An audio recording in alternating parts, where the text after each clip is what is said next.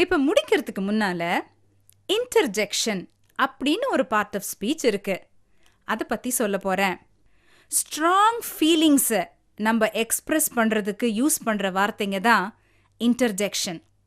Strong ஃபீலிங்ஸ்னா என்ன? ஆழ்ந்த உணர்வுகள். இப்போ ஒரு விளையாட்டுல நீங்க ஜெயிச்சிட்டீங்கன்னு வச்சுங்க, என்ன சொல்வீங்க? ஏ, இந்த விளையாட்டுல ஜெயிச்சிட்டோம் அப்படின்னு கத்துறீங்கல்ல. அப்ப அதே இங்கிலீஷ்ல சொல்லும்போது என்ன சொல்வீங்க?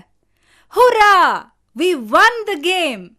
அப்ப ஹுரா அப்படின்ற அந்த வார்த்தை வந்து இன்டர்ஜெக்ஷன்.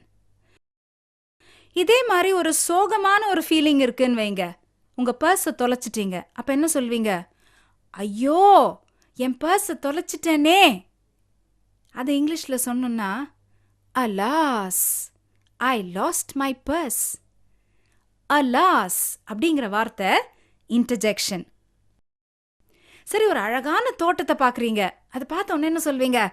ஆ, என்ன அற்புதமான தோட்டம் சொல்வீங்கல்ல. அந்த ஆ அப்படிங்கிறத இங்கிலீஷ்ல wow, what a lovely garden சொல்வீங்கல்ல. அப்ப அந்த வாவ் அப்படின்னு சொல்றது தான் இன்டர்ஜெக்ஷன். சரி, இது வேற பார்ட்ஸ் ஆஃப் ஸ்பீச் அப்படின்னா என்னன்னு பார்த்தீங்க. Noun, pronoun, verb, adverb, adjective, preposition, conjunction, interjection. இது கூட ஆர்டிக்கிள் அப்படின்னா என்னன்னு பார்த்தோம். பேசிக் இங்கிலீஷ் கிராமர் நீங்க இப்ப நல்லா தெரிஞ்சுட்டு இருப்பீங்கன்னு நினைக்கிறேன். Thank you and bye by.